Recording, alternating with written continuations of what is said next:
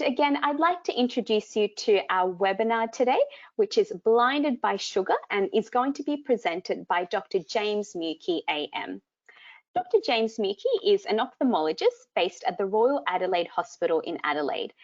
James established the ophthalmic oncology units at the Royal Adelaide Hospital and Women's and Children's Hospital in 1998. He has also a keen interest in the field of medical retina, in particular diabetes-related eye disease, vascular tumours, and conditions that masquerade as intraocular cancers. He is the author of numerous publications in the field of ophthalmic oncology.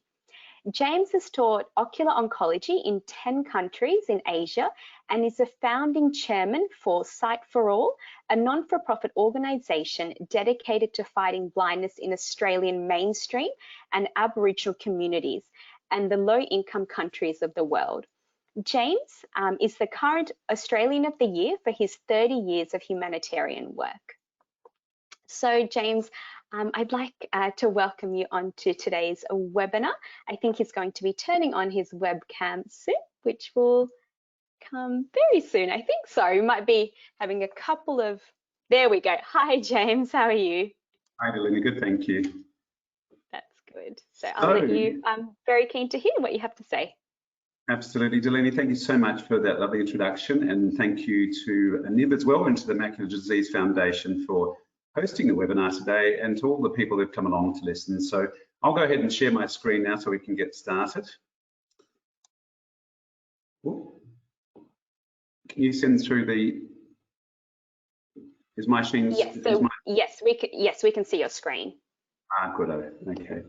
So I'll just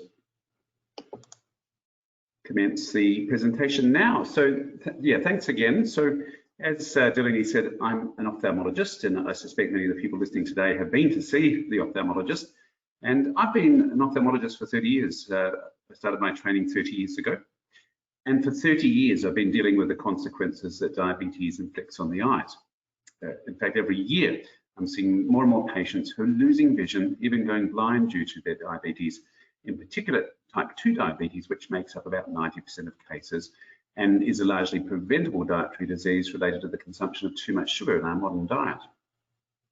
Can you even begin to imagine waking up one morning completely blind? Impossible to comprehend, isn't it? One of my patients has had exactly that experience. His name is Neil Hansell. He's an everyday Aussie bloke with a wife and 4 kids. He constructs light machinery for a living, and he also has type 2 diabetes. A few years ago, at the age of 50, diabetes changed Neil's world forever. Unfortunately, he'd neglected his disease. He paid the price. He went to bed one evening with normal sight and woke up the next morning blind in both eyes. One of my colleagues worked really hard to try and retrieve his sight. Unfortunately, it was too late. Neil was to spend the rest of his life in darkness. And this is how Neil views the world these days. Basically, I think I would describe it as seeing everything as emotion, not as an actual vision. The images, unfortunately, aren't clear. The images are basically what you see of the day through your eyes is what you see of the night through your eyes. So there's no clarity. I see black figures as people or animals or trees, just black onto a greyish background.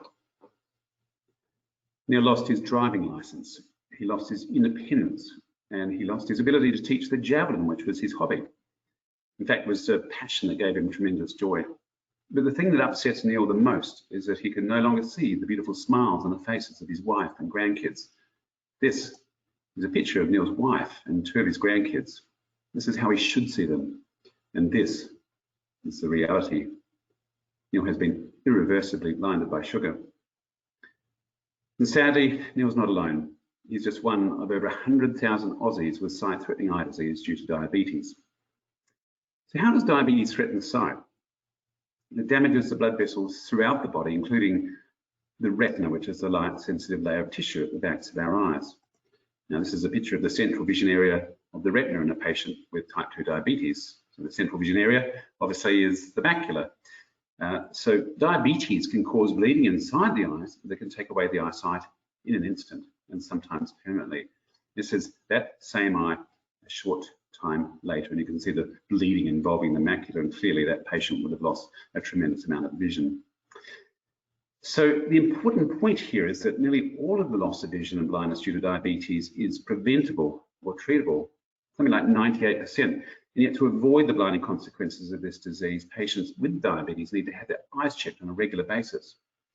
We know in Australia of the 1.7 million people with diabetes, well over half are not having their regular, all-important sight-saving eye checks. And that's why it's now become the leading cause of blindness amongst working age adults in this country. It's also the fastest growing cause of vision loss in Aboriginal people. So for me as an ophthalmologist, as an eye specialist, seeing people going needlessly blind due to this disease, it makes me upset. But the thing that actually makes me angry is that this disease should not be happening at all. Back in the 60s, type 2 diabetes was virtually unheard of. We're now seeing in Australia every day 250 new cases. So this afternoon, I'm going to talk to you about type 2 diabetes, how it's arisen, why it's a growing epidemic, and we're going to look at some strategies to curb this rising tide of a disease that's a serious threat to our health system and to our society. I mentioned earlier that type 2 diabetes is a disease related to the consumption of too much sugar in our modern diet. Now, when we talk about sugar, we often think of table sugar, what's known as sucrose. This is the stuff that we stir in our tea and coffee. But it's really important to remember that there is another very abundant form of sugar, and that is the refined carbohydrates. These are products such as white flour, white rice, white potatoes, and the foods made from them. They're pretty much all pure starch, and starch is simply a long chain of glucose which is broken down into glucose when it reaches the gut. So when you're ingesting refined carbohydrates, you're pretty much ingesting pure sugar. And it's important to remember that sugar and carbs, and particularly refined carbs, are nutrient poor and not essential to our bodies or our survival. In fact, there's not a single biochemical process in the body that demands that we ingest carbohydrates. And yet, our Australian Guide to Healthy Eating, which is based on our Australian dietary guidelines, is packed with refined carbohydrates, white rice, and a number of different white breads and pastas and white potatoes. And there are also a number of products which are often relatively high in sugar, such as what you can see there. So let's go back to table sugar or sucrose. So this is made up of 50% glucose and 50% fructose. And the body handles these two molecules in completely different ways. So let's look at them each in turn. So firstly, glucose. When glucose is absorbed into the bloodstream, it triggers the release of the hormone insulin from the pancreas. And the insulin helps move the glucose into every cell of our bodies, where it's either stored or used as an energy source. When I talk about glucose metabolism, I like to use the analogy of a subway train in Tokyo, where the train carriage is the cell, passengers are the glucose molecule, and the conductor is the insulin. With prolonged and excessive glucose intake, the cell becomes full. The insulin level rises to help try and push more glucose into the cell, but we reach a stage where we can't get any more into those cells and we become what's called insulin resistant. So then there's an overflow of glucose back into the bloodstream, and that glucose is taken up by the liver and initially converted into glycogen, which is stored. But the glycogen stores are limited in the liver, so the liver starts turning it into fat, which is exported away to healthy fat cells throughout the body. When the production of fat outstrips its ability to be exported, the liver then starts to take on the fat, and we develop what's called a fatty liver. Now, some of you, I'm sure, are aware that the liver is normally a deep dark red color. You can see this liver here is yellow. It's because it's suffused with fat, and this is a fatty liver. Now, a great example of fatty liver comes from the French culinary delicacy foie gras, which is created by force-feeding geese refined carbohydrates in the form of high-starch cornmeal. And fatty liver can develop in these unsuspecting creatures in about 10 to 14 days. In humans with excessive fructose intake, a fatty liver can develop within a couple of months. So let's now look at fructose. This is that molecule of sucrose or table sugar that is not recognized by as a food by the body. It doesn't trigger the release of insulin. It actually suppresses our appetite control system. It's actually what gives sugary foods their sweet flavour. And when it's absorbed into the bloodstream, 100% of it's taken up by the liver, and about a third is converted to fat. So it's actually far more toxic in giving rise to a fatty liver than glucose is. Now, here's a picture of it. This is a cross-section through a normal healthy liver, and you can see the densely packed cells there. And this is a fatty liver. You can see it's distended, and those white spaces are cells which are full of fat. Now, it's a complex metabolic process, but on average, it takes about 13 years for an adult to develop type 2 diabetes after they have a fatty liver. But in children, it actually can develop in about 2 years. So what happens next is that the liver ultimately becomes full of fat. It can't store any more. So it then exports the fat away from the liver as triglyceride, and triglyceride is harmful to our health. And it's the high triglyceride level in conjunction with the high insulin level, which then creates the fatty plaques which block the blood vessels throughout the body. And this in turn leads to the many life-changing and life-threatening consequences of type 2 diabetes. So blockage of the fine blood vessels throughout the body can cause loss of vision and blindness, as I've shown you already. In addition to bleeding inside the eye, we can also get something called macular edema, which many of you may have heard of. These images are from a patient with type 2 diabetes. The top two, the right eye, and the bottom two are the left eye. And if we look at the top right-hand corner, this is a cross-section through the macula, and that's the way it should look.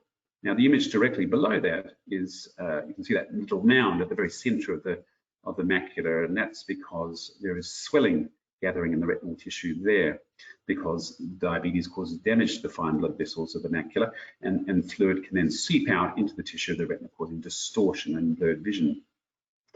Now, such an eye needs to be treated because this is a threat to the vision. And these days, we actually inject an antibody into the eye, which helps seals up those leaky blood vessels and hopefully stabilize the vision or even to improve it. Now, here's a patient of mine just about to receive an injection into their eye of what we call an anti-VEGF. It's a type of antibody, as I mentioned. Now, interestingly, in Australia, you can see since we first started using these intravitreal injections for diabetic macular edema in 2016, there's been a steady increase, and this really reflects the rise in type 2 diabetes in our society. And you can also see last year, over 93,000 injections were given, and I suspect this year we're up over the 100,000 mark. So this is 100,000 injections into the eye. It should not be happening at all. So blockage to other fine blood vessels throughout the body can also have quite devastating consequences. It can lead to impotence, it can lead to numbness, tingling, pain of the hands and feet, and it can also cause dementia. In fact, 70% of patients with type 2 diabetes will ultimately develop dementia. Now, I had a dad that succumbed to dementia a few years ago. He had probably 10 years of this terribly debilitating illness. So this is something that impacts not just on the individual, but it impacts broadly on the family and other people. So the other thing that diabetes can cause when it damages the fine blood vessels is kidney failure. When the kidneys fail, the blood needs to be filtered through dialysis. And this is a couple of patients hooked up to the dialysis machine. Now, for type 2 diabetes, it might be up to 7 hours a day, even 4 days a week.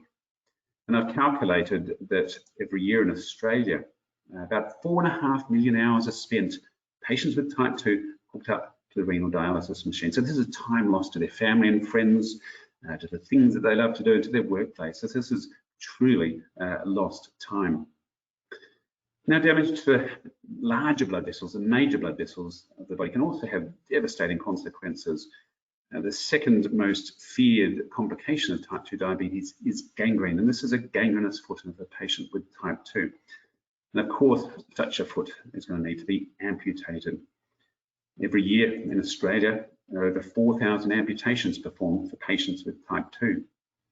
And here's our friend, Neil Hansell, in his hospital bed in March this year, the day after his left leg was amputated for his gangrene. In fact, it was the 9th amputation over a 14-month period after he'd lost vision in both eyes. And poor Neil's also had 2 heart attacks. And so type 2 is also a deadly disease. In fact, 80% of patients will ultimately die of a thrombotic complication such as heart attack or stroke. Now, it's said to be the 6th biggest killer in our society, but if you realise that it also plays a critical role in the development of the top 3 killers, so heart attack, dementia, stroke, and it also plays a role in cancer, and this may well be the biggest killer in our midst.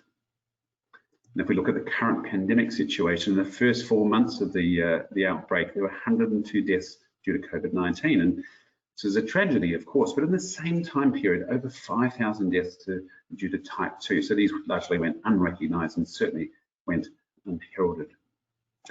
And this is also a phenomenally expensive disease, costing our health system in the order of $20 billion every year. But if we factor in these other diseases, heart attack, stroke, dementia, hypertension, cancer, then it may well be many-fold higher than this. It may be closer to $100 billion that we are spending every single year. So how did this arise? Well, humans are hardwired to love and seek out sweet things. It's an ancient survival mechanism that helped our early ancestors to survive extended periods of fast, which were common in early humans.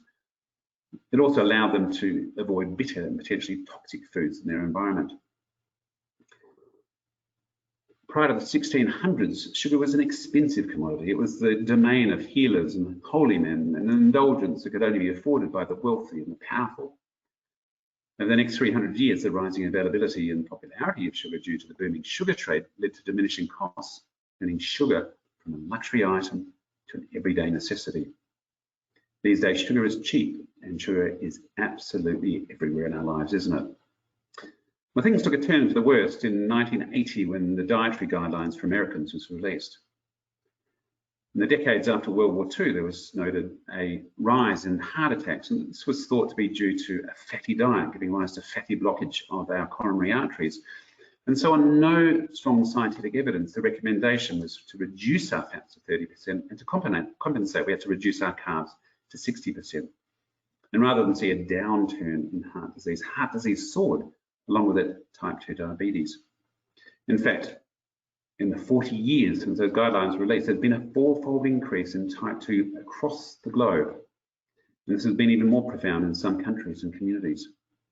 In China, for example, there's been more than a 10-fold increase in type 2 since 1980.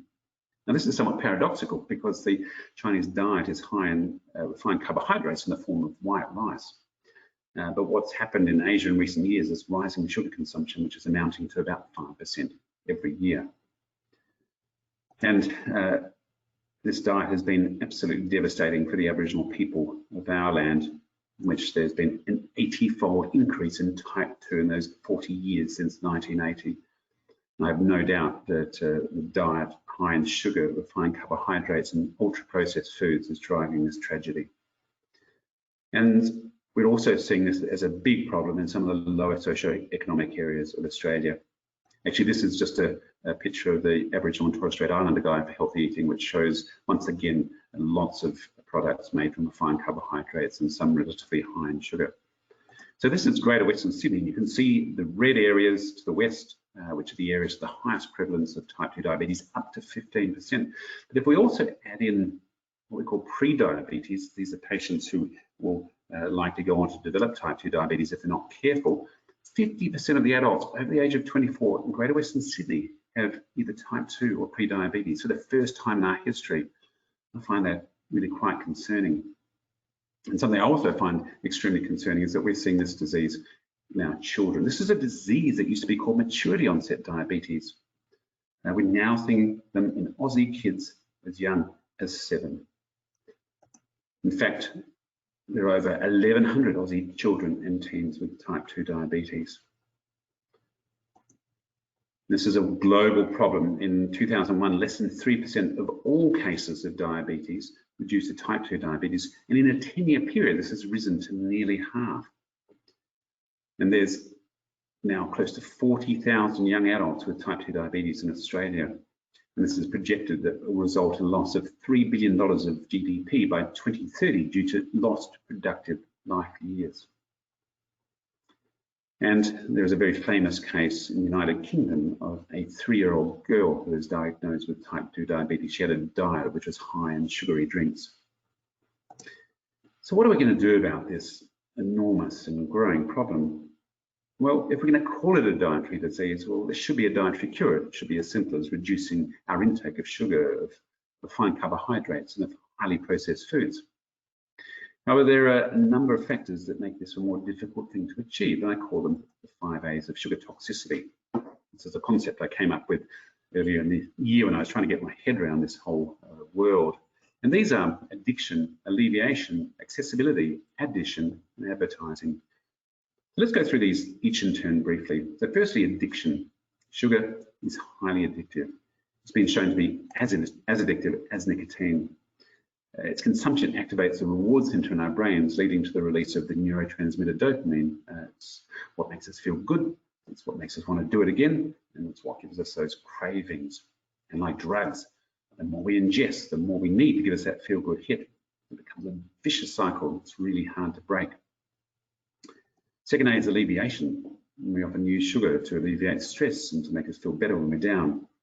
Remember, stress, the body is flooded with the stress hormone cortisol, and the brain needs to balance this up by releasing feel-good chemicals such as dopamine, and sugar, of course, does a very good job of that. Third A is accessibility. I mentioned earlier that sugar is absolutely everywhere in our lives. You can't walk into most service stations without being confronted by a wall of confectionery, and you can't check out from most supermarkets and stores without being enticed by soft drinks and chocolates. 90% of food at Australian checkouts is junk food, and 30% is on sale in any one week in our major supermarket chains, and that is an absolute disgrace. Fourth A is addition. An astronomical amount of sugar is added to our food and drink, something in the order of 75%. And this is particularly problematic in remote communities, particularly Aboriginal communities, where fresh and healthy foods are in scarce supply and often quite expensive, and sugary products are cheap and in abundance. And the final A is advertising. Our world is absolutely flooded with ads and TV commercials for sugary products, and sometimes in the most insidious and predatory of ways. And this has been going on quite literally for decades. So what are we going to do about this? Well, to me, it's going to take resilience. And when I talk about resilience, I like to use the analogy of Mr. Spock from Star Trek. Now, Mr. Spock is a very cool-headed and resilient character, isn't he? And I know what he'd do. He'd look to the smoking epidemic to see what's causing its decline. Back when Spock first graced our screens in the 50s, smoking was socially acceptable. Something like 80% of men smoked cigarettes in the years after World War II. Have a look at this ad for candy cigarettes from the 50s, and the caption on the packet, "Just like Dad." The realisation of the health dangers of smoking in the 60s, the subsequent banning of advertising for cigarettes, and the rollout of hard-hitting and graphic awareness strategies such as these, which we all know well, have all made smoking socially unacceptable. And as a result, smoking-related diseases and deaths are on the decline in most countries. And also sugar consumption, type 2 diabetes and its complications, which are on the rise in many countries. So we're going to need to use this same resilient approach in dealing with the 5 A's of sugar toxicity. For addiction and alleviation, it's about awareness. It's about being personally aware that sugar is highly addictive and that we're using it to alleviate stress. And for those other 3 A's of sugar toxicity, it's about accountability of businesses, of industry and of government to do the right thing by the people of Australia. So let's again look at these each in turn. So firstly, addiction. I suspect much of the world is addicted to sugar. I certainly was and probably still am.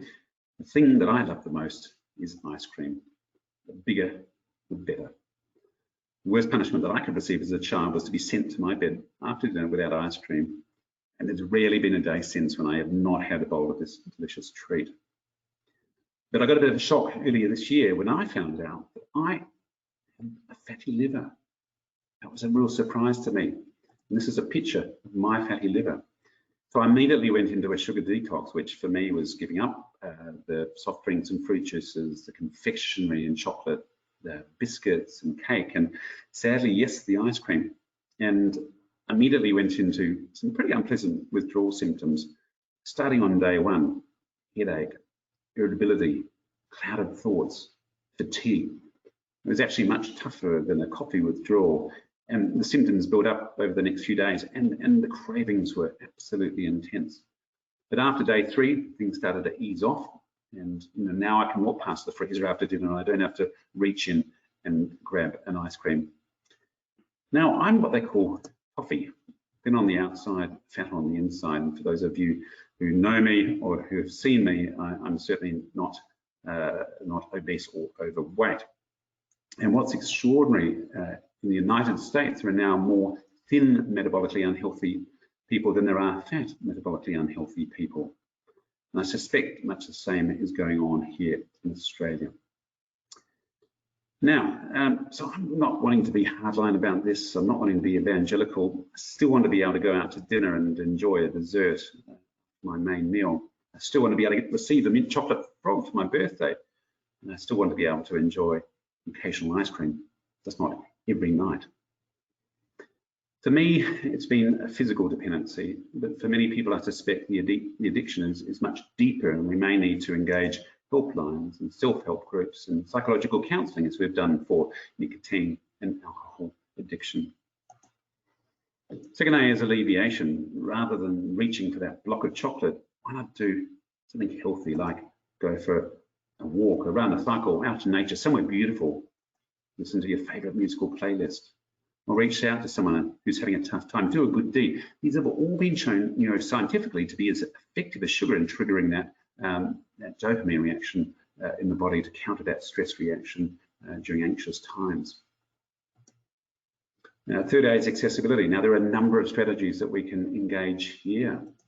This is 2 vending machines in the Women's and Children's Hospital, our major children's health facility in Adelaide, packed to the brim with sugary products.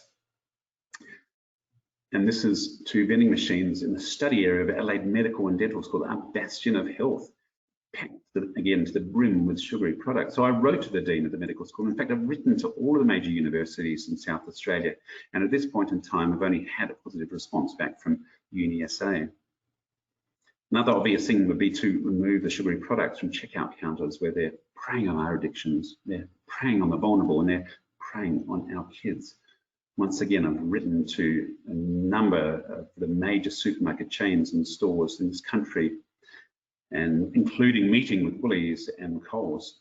And at this point in time, I've only had a positive response from Australia Post, who have now removed sugary products from their checkouts in over 700 corporate stores. So I feel that was a bit of a win this year.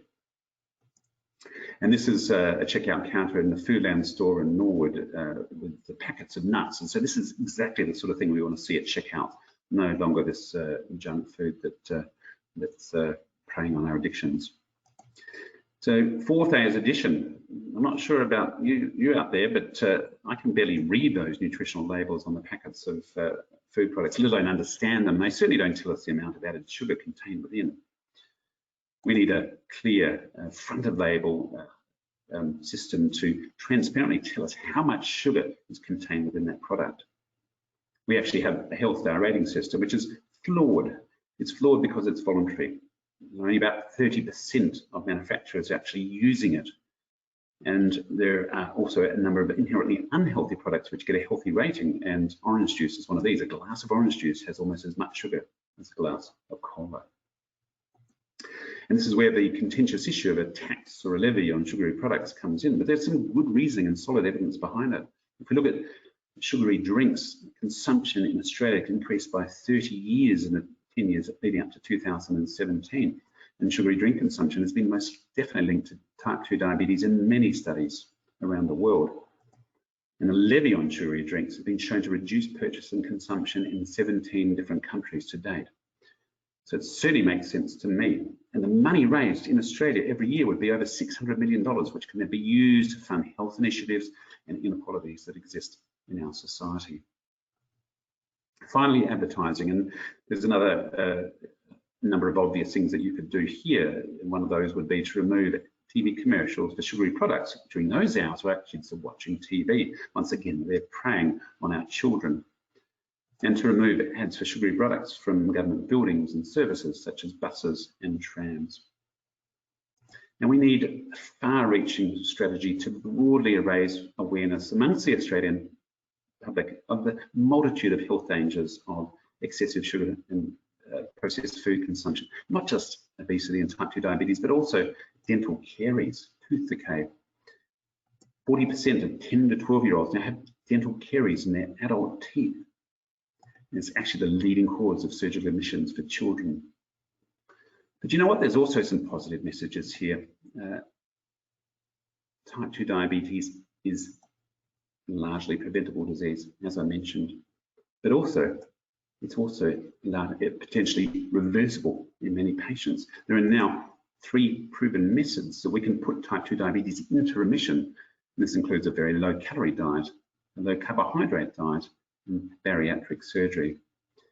So this year I've been advocating for a low carbohydrate diet. In fact, over 100 controlled clinical trials support a low carbohydrate diet in putting type 2 diabetes into remission. And this is just one example where in a 10-week period, 56 of the patients that were enrolled were able to put their type 2 diabetes into remission with a low carbohydrate diet. So surely this is something that needs to be shouted from the rooftops. And another thing that needs to change is our Australian dietary guidelines, which are outdated, they're deeply flawed, and conflicted and biased by industrial influence. And yet they're very powerful. They actually inform what's eaten in our schools, in child and aged care, in our hospitals, defence force and prisons. They also inform our army of health providers and health educators, our government policymakers, and also the food industry. On the back of the Australian dietary guidelines, literally thousands of low-fat products have been created due to the demonisation of the natural saturated fats in our diet. Even Diabetes Australia recommends that people should follow the Australian dietary guidelines. So people with diabetes should not be consuming excessive carbohydrates. It's the very foodstuff that they should not be eating. Even the guidelines themselves say that they are intended for the average healthy person. But as I've explained to you, the average Australian is not healthy. Over 2/3 of adults over the age of 24 are either overweight or obese, so they're metabolically unhealthy, and probably close to 1/3 of our children as well. We actually don't need guidelines for healthy Aussies. We need guidelines for unhealthy Aussies, people who are insulin resistant, who have pre-diabetes, or who have type 2 diabetes, for example. And the guidelines need to stop demonising natural saturated fats in our diet, products such as what you can see here on the screen, and also whole fat dairy, unprocessed meat, eggs and dark chocolate. These have not been shown to be associated with increased risk of cardiovascular disease, of heart disease and stroke, and yet for the past 40, 50 years, they've been demonised. This absolutely has to stop. And we need to be encouraged to just eat real food, not this packaged and labelled highly processed junk that we're consuming by the gallon. And we need to see hard-hitting commercials on free-to-air TV, across social media, to really raise awareness of the serious complications that can await people with type 2 diabetes if they don't take their disease into hand. Now, I'm now going to play you a brief TV commercial that I created for Site4 back in 2018. I should have kept my medication up, and I should have followed the plans that were given to me by my doctors. I woke up one morning completely blind. Thought I was dreaming, went back to sleep for an hour, woke up and I was still completely blocked off. My wife's face when we went to bed. That was the last clear image I had.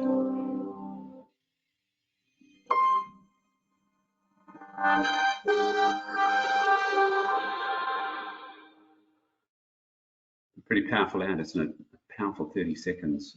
That TV commercial played nationally on Channel 7 in late 2018 for about a 6-week period. But I believe we need to see such ads across all channels for extended periods and during primetime TV. For me, it's all about education. These days, would you leave a pack of cigarettes on the kitchen counter for your kids to enjoy? Absolutely not. So why would we leave a bowl of sugary treats? We need to exchange that bowl of sugary treats for a bowl of nuts, for example. We need to educate our kids. And yet we can't educate our kids until we know and understand ourselves. How about those soft drinks in our fridge? Perhaps this is their gloomy future. Perhaps soft drinks, like cigarettes, we need to make it socially unacceptable. I'm just going to leave you with one last message from Neil Hansell from his hospital bed the day after his left leg was amputated. I had a little joke the other day, and I put my hand up. I had a grain of sugar in between my fingers, and I said, meat might kill them. And people are trying to see what was in my fingers, and all it was 1 grain of salt, 1 grain of sugar. And that's what it takes. You know, we've got to, as a society, we have to do something. We've got to make people aware that the more sugar we can take, the worse this is going to get. And it's just, it's not good. It's not good. No, it's not good, is it? As an eye specialist, I never want to see another patient go needlessly blind due to their diabetes. As doctors, we should not be seeing the life-changing and life-threatening complications of a disease that's largely preventable. And as Australians, I truly believe it's time to put an end to type 2 diabetes. Thank you very, very much. I'm just going to show you one last slide. For those of you who are interested in following Site4All, you can subscribe to our newsletter on our homepage of our website, site4all.org, or you can follow our social media handles, which you can see there, Facebook, Instagram, and LinkedIn. And for those of you who are interested in following my journey this year as Australian of the Year and also beyond, hopefully you will continue my work in this area. You're welcome to follow me. In fact, I'd encourage you to follow me on Facebook, Instagram, LinkedIn, YouTube, and share my posts. So now I'll stop sharing the screen. I'll hand you back to the facilitators, and maybe we'll have some time for some questions. Yes, perfect. Thanks so much for that, James. That was extremely informative, and I think absolutely all of us learnt so much.